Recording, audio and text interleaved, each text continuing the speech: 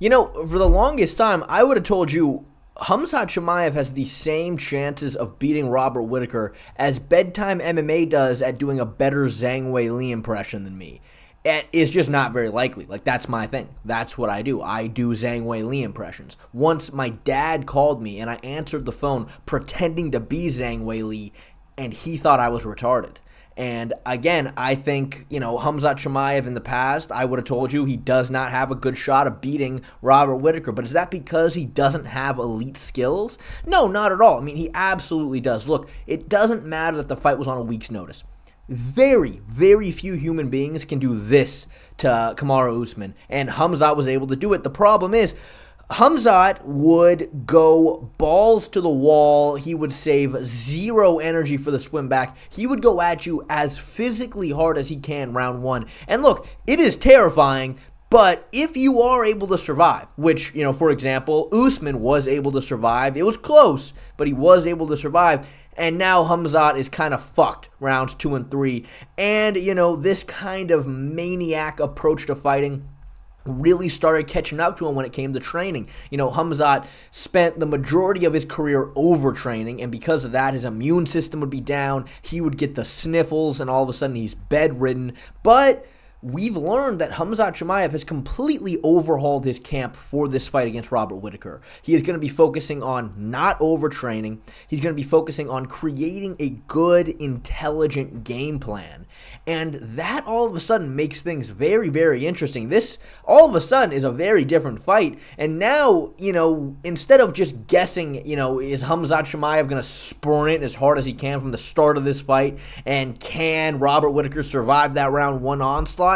Now it comes down to, okay, skill for skill, who's better? You know, who has the edge in different areas? And now it's a much more interesting fight. Because, you know, I legitimately remember people after the Usman fight saying that, you know, Khamzat needs to work on his cardio. That's what they would say. And, you know, I just don't think that's the case. I mean, we have heard so many absolutely absurd gym stories about Khamzat, how he can train all day long, about how he's running circles around everybody, that his cardio is absolutely insane. But look, it is human anatomy.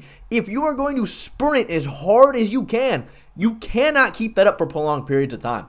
Being able to do so just defies being a human, all right? So, look, I think it comes down to energy management, and a Khamzat that is going to manage his energy, you know, intelligently is almost as scary as a Khamzat that sprints at you. The only question is now, who is better, skill for skill? That is the question we now have to answer. First things first, we need to look at how they match up in the striking, which I would say is probably the most lopsided area of this fight. Now, Khamzat is not a bad striker by any means. He can fight fluidly with both stances. He switches back and forth. We know for a fact he has one-punch knockout power, even at 185 pounds. But I think it is very, very clear that Whittaker is going to be far more skilled here. Khamzat loves his jabs, his straights, his teeps, and his round kicks. I mean, I would say those are going to be the four tools you see him use on the feet. He's constantly feinting with his shoulders, bobbing his head back and forth while switching stances, which is good. It makes it difficult to read when he's going to come in. But as far as using his feints to set up traps,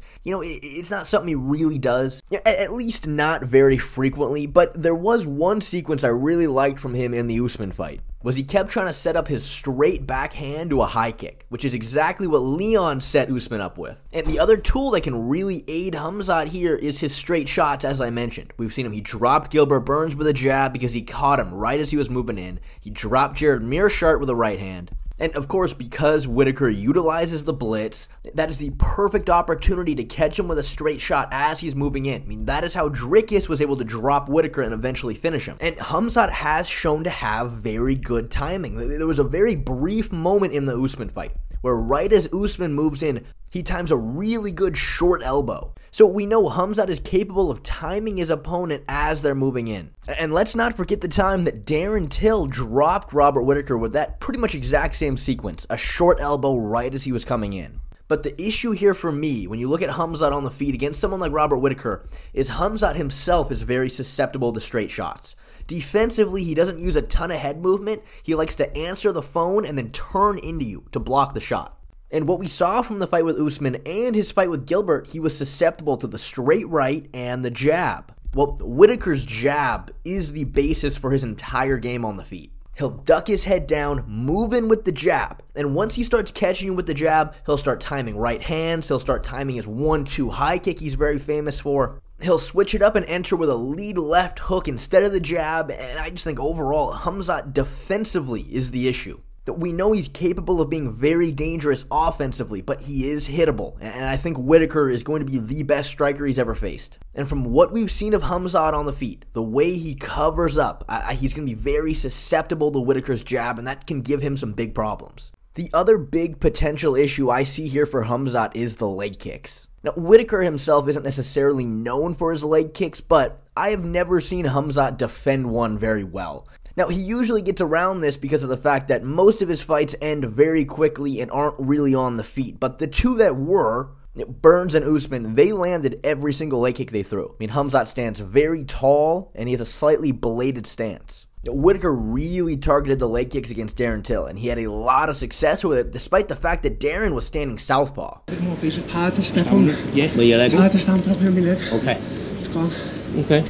So look, I think what it comes down to is Khamzat offensively is extremely dangerous on the feet, but I do think from what we've seen of him, he has some holes defensively that I think someone like Robert Whittaker, who again is going to be the best striker he's ever fought, could take advantage of. But now, of course, we have to look at the wrestling. Undoubtedly, that's going to be Khamzat's A game, and in theory, that is where he's going to win this fight. And if I were to describe Khamzat's wrestling style in a few short words, I would say it's spamming double legs like Jordan Burroughs, and he is a problem in that area because Khamzat has such a fast, athletic shot. I don't think anybody in MMA today has a shot as fast as Khamzat's. I mean, looking at the Kamaru Usman fight, and of course, Usman had, prior to the Khamzat fight, phenomenal takedown defense, but he just could not get a read on Khamzat's shot. I mean, it was too fast. He was getting a hold of his legs like that. He didn't have any time to sprawl. And look, when Khamzat typically does get a hold of you, he's always looking to connect his hands. And from there, he'll either dump you, but more often he likes to grab the body lock, shuck to the back, lift you in the air, and then attempt to walk around with you. Now, I've always maintained Khamzat at 170 was very, very physically strong. He was ginormous for that weight class, but at 185, it's yet to be seen if his physicality translates, which, you know, odds are probably not. But the thing to me that really aids to his wrestling being so effective is just how good of an athlete he is. His fight with Kevin Holland is definitely the best example of this. Khamzat shoots the double, circles to the back with the body lock, and Holland immediately starts Granbying, which what he's attempting to do is create a scramble for Khamzat to lose control. And as you see from this frame right here, this is typically where you would lose control.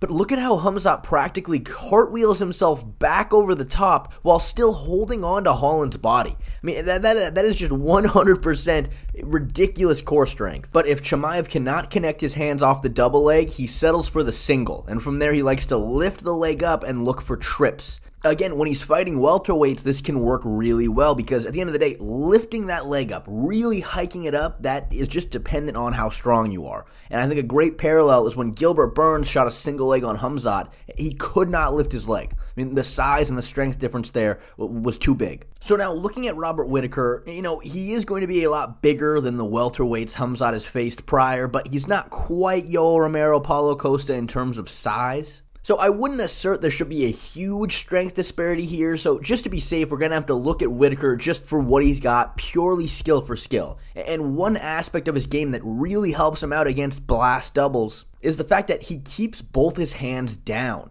And what this allows him to do, as you can see, is get underhooks as he sprawls. It pretty much limits any possibility a wrestler has of getting a hold of his legs. But of course, up against the fence, there's no way you can sprawl. But when you look at Whittaker's fight with Jacare Souza, Souza gets a hold of the double leg. He pulls Whittaker back, which in theory here should be a takedown. But the reason why he's unable to get it is look at how Whittaker controls his wrist the entire time they're rolling. You see, right here, Jacare wants to turn into him and connect his hands, pinning Whittaker down. But because he had control of his wrist the entire time, Souza wasn't able to turn all the way, so Whittaker just rolled all the way through back to his knees. I mean, frankly, just high level stuff here. But there is one area in particular regarding Whittaker's game that I do think Khamzat can exploit in order to get takedowns. It's something I did touch on in my early breakdown for this fight, and that is the fact that Whittaker utilizes the blitz. He likes to hang on the outside and then explode in with strikes. Now, if you can time a takedown perfectly off his entry, I mean, that is the time to put Whittaker flat on his back. Now, this is something that Yoel Romero was looking to do, and he's probably the highest level wrestler that Whittaker has ever fought, Olympic silver medalist. But even with that, there was one moment he timed it perfectly, got Whittaker flat on his back, held him there, and Robert had to turtle to get back up, which did expose his back. Now, against an opponent like Yoel, you can do this without really risking anything because Yoel really had zero jiu-jitsu threat. He fought pretty much like a 100% pure wrestler in MMA, but that is not the case with Khamzat. If you give Khamzat this right here, you are in serious risk of him taking your back, slapping a body triangle on, and now you're really stuck. Khamzat Chimaev, he is a new gen grappler. He is not a pure wrestler. He's not a pure jiu-jitsu guy. He mixes it all together to an extremely dangerous extent, and if he gets Robert Whittaker flat on his back like this out in the open, Whittaker doesn't really have a choice other than to turtle, and that is where Khamzat's game is going to really start opening up. Though what I do think is fair to mention is that one sequence was the only time that Yoel got Whittaker flat on his back like that and forced him to turtle. The truth is, he had a miserable time taking down Robert Whittaker, and that is why in the rematch, he just didn't even try. The one other time that Yoel timed the blitz perfectly, he got deep on the shot, and Whittaker's reaction time was, I don't know what else to say other than really, really good. Yoel was deep on this takedown. Whittaker practically ran into it, but he was still able to sprawl.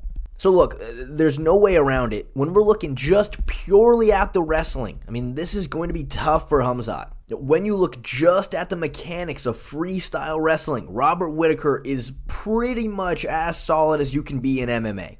Just based on the level of competition he's faced in terms of the wrestling, it should not be easy for Khamzat to take him down by any means, but he has a clear path to do so, which again is timing the blitz. With how fast and how explosive his shot is, he is 100% capable, if he times it correctly, of putting Whittaker flat on his back. Whittaker's going to have to turtle, and that's where the back take comes in. Or maybe Khamzat has been drilling the fuck out of the head and arm throw, which that might not be a bad idea. But speaking of the back takes, this segues perfectly into looking at their jiu-jitsu, in which, like I said, we know exactly what Khamzat tries to do to everybody, which is take your back and strangle you. Now, the best example we have of Whittaker defending the back takes is when he fought, again, Jacare Souza, who's an ADCC champion. From the clinch, Souza hits an inside trip, which causes Whittaker to need to turtle. Souza immediately gets his first hook in, and you're going to see something real slick here right as Jacare brings his other hook in. You look at Whittaker's right leg. He brings it back and around to get Jacare's hook out. And then immediately he uses his elbow. He puts it right against his leg so Jacare can't slide his foot in anymore. And from there he stands right up. And because Jacare only has one hook in, he's going to slide off the top. That was pretty much as perfect of a defensive sequence as you can get against a guy as good as Jacare. But looking at how Khamzat takes the back to compare it to Whittaker's defense, the one sort of issue here is, most of the time it's been against guys Khamzat's been way bigger, way stronger, and frankly, way more skilled than. Of course, other than Gilbert Burns, Khamzat didn't really get close to a back take there, and then Kamaru Usman. Khamzat was definitely bigger than Usman, but their skill level much more comparable. And what helped Khamzat take his back the way he did was the fact that he put on a frantic pace in that first round. He takes him down with the trip off the single leg, and Usman keeps trying to stand up, but Khamzat would hook his leg and just keep tripping him, keep looking for mat returns over and over again, very frantically, until Usman turtled on both of his knees so he can slide both hooks in, which allowed him to flatten him out. Once he got him flat, now he can maintain the position. And this is something that is so dangerous about Khamzat. When you look at the Jacare versus Whittaker example, now, Jacare, of course, was really attempting to take Whittaker's back, but at the same time, he was pacing himself. You know, a big reason why Khamzat was able to take Usman's back the way he did was because of how frantically he was hitting the mat returns over and over and over again until he got to the point where, you know, Usman turtled on both of his knees so he could slide the body triangle in. Can a Khamzat who is pacing himself, who is thinking about lasting all 5 rounds, is he going to be able to take someone's back with the same level of proficiency? I mean, it's tough to say. We're really not going to know until we see it because, frankly, this is going to be a completely different Khamzat, supposedly.